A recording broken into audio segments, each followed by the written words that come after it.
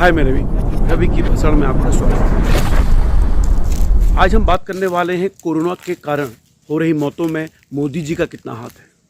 हमारे देश के प्रधानमंत्री मोदी क्या इन मौतों के जिम्मेदार हैं? निश्चित रूप से भारत का प्रधान होने के नाते उनकी पहली जिम्मेदारी बनती है।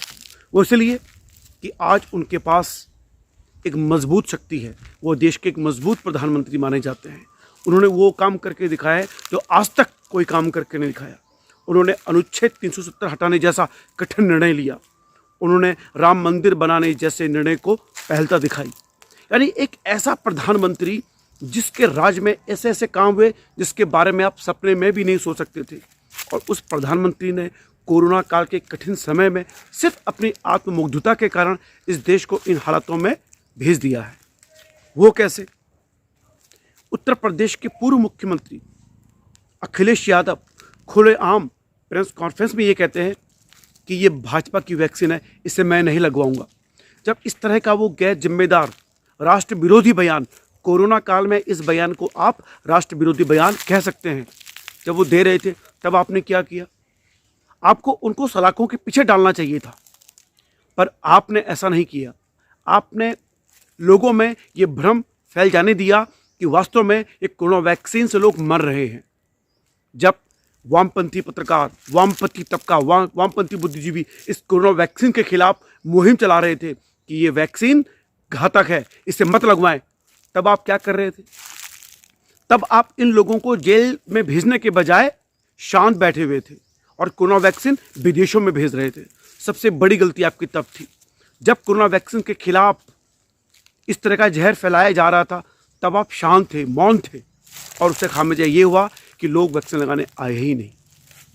और जब प्रधानमंत्री मोदी ने खुद वैक्सीन लगाई है, उसके अगले दिन से आप जानते हैं वैक्सीन सेंटर पे जगह नहीं मिल रही थी पैर रखने की वैक्सीन लगाने वालों की। ये काम आपने पहले क्यों नहीं किया?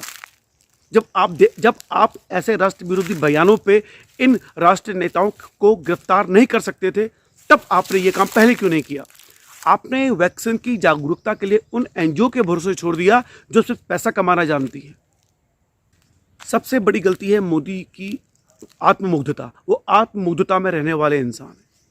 आप बताएं, जब इस देश में कोरोना वैक्सीन बांटी जानी चाहिए थी, ये काम युद्ध स्तर पर होना चाहिए था, जब देश में कोरोना के हालात कम थे, वो प्रधानमंत्री मोदी मान चुके थे कि हमारे देश में कोरोना से हालात काबू में हो चुके हैं। और इसी आत्ममुग्धता ने और दुनिया में वाही लूटने के लिए उन्होंने कोरोना वैक्सीन को भारत में लगाने के बजाय विदेशों में बांटना शुरू कर दिया। और आज देश में हो रही मौतों के कारण विदेशों में उनकी बदनामी के चर्चे आम हैं। यानी कि जिस वाही के लिए उन्होंने ये काम किया, आज वही चीज़ उनके लिए बदनामी का हिस्सा बन रही है। काश मोदी जी आपने उस वैक्सीन को उसी समय युद्ध स्तर पर प्रत्येक भारतीय को लगा दिया होता तो आज देश को यह हालात से गुजरना नहीं पड़ता। दूसरा, हमारे देश में किसान आंदोलन के कारण जो महामारी फैली है, उसका कभी भी आपने बयान नहीं दिया है।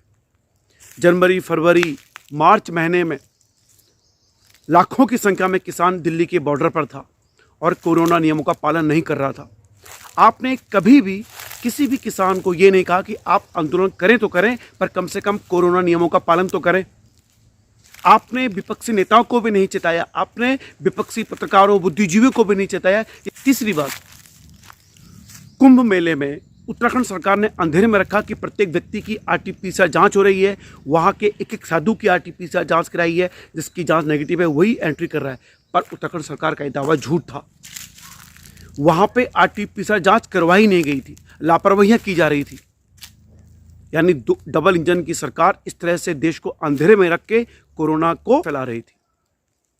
तीसरी चीज़, चुनावी रैली, 2 गज दूरी, मास्क है जरूरी जैसे नियमों का पालन नहीं किया। तो आपकी इस लापरवाही से देश लापरवाह हुआ था।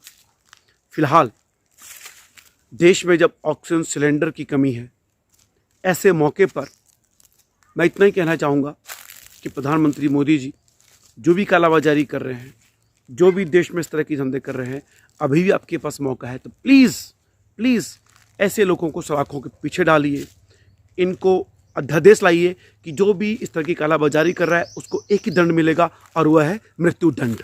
और बैकफुट पे खेल रहे हैं, जबकि आपको इस समय फ्रंट फुट पे खेलना चाहिए था। यानी 2024 से पहले कोई आपको हिला नहीं सकता। ऐसी स्थिति में आप कमज़ोर प्रधानमंत्री बने हुए हैं।